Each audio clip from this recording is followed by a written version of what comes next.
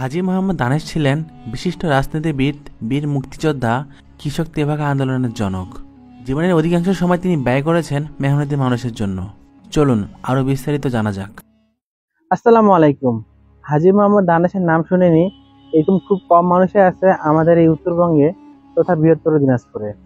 কিন্তু দুঃখজনক হলো সত্য যে হাজী মোহাম্মদ দানেশের পিছনে একটি গুরুত্বপূর্ণ কৃষক আন্দোলনের ইতিহাস রয়েছে, যেটা বর্তমান প্রজন্মের অনেকেই জানে না। এবং আরেকটি বিষয় যে হাজী মোহাম্মদ দানেশের সমাধি দিনাজপুর শহরের প্রাণ কেন্দ্রে অর্থাৎ দিনাজপুর বড় মাঠের পাশেই অবস্থিত, এটাও অনেকে জানে না।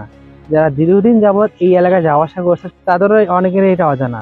তো চলুন এই হাজী মোহাম্মদ দানেশের ইতিহাস সম্পর্কে জানা যাক এবং তার সমাধিটা দেখে আসা যাক।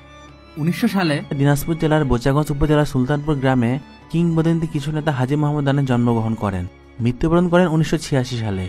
মৃত্যুর পর তাকে দাফন করা হয় দিনাজপুর বড় মাঠের দক্ষিণে গৌরী শহীদ কেন্দ্রীয় মসজিদের পাশেই। শহরে এই স্থানে হাজী মোহাম্মদ দানেশের কবর থাকলেও তা অনেকেরই অজানা।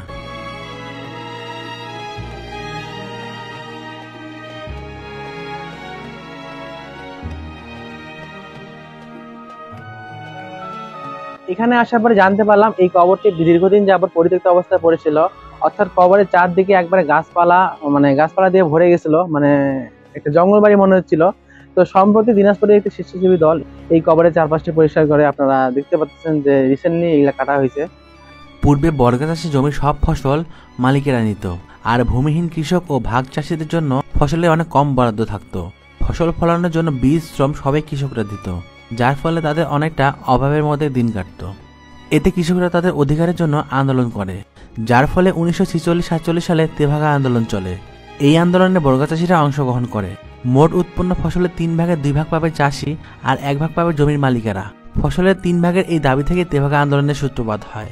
হাজী মোহাম্মদ দানেশকে এই আন্দোলনের জনক বলা হয়।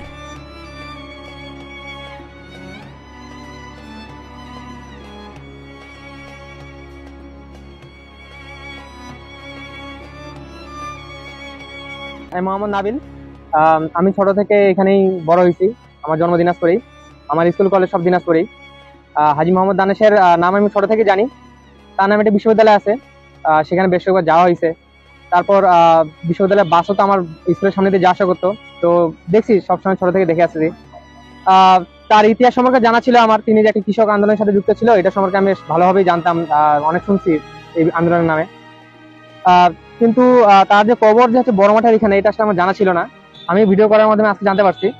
আমি এই দিকে অনেকবারই আসছি, আমি বড় মাঠে আসছি, এখানে ঈদগাহ মেলায় নামাজ পড়ছি, বাণিজ্য মেলায় আসছি, শিশু পার্কে আসছি। কিন্তু আসলে এটা যে এখানে কবরস্থানে এখানে যে আমার এটা জানা ছিল না, এটা আমি এই রিসেন্ট জানতে পারলাম আর কি।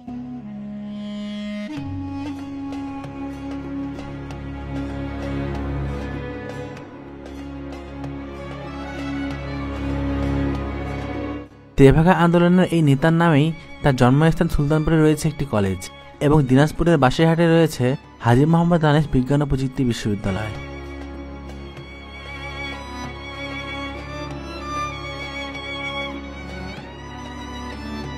হাজী মোহাম্মদ দানেশ সহ আরও যাদের তেভাগা কৃষক আন্দোলনে অবদান রয়েছে তাদের স্মরণে দিনাজপুরের কান্তনগরে রয়েছে একটি তেভাগা চত্বর।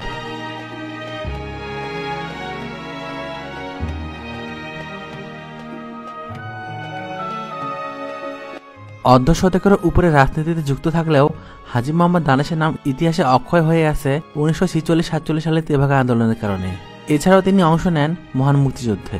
নতুন প্রজন্মের কাছে ইতিহাসটি জানাতে ভিডিওটি শেয়ার করতে পারেন। সকলে ভালো থাকবেন, সুস্থ থাকবেন। আল্লাহ হাফেজ।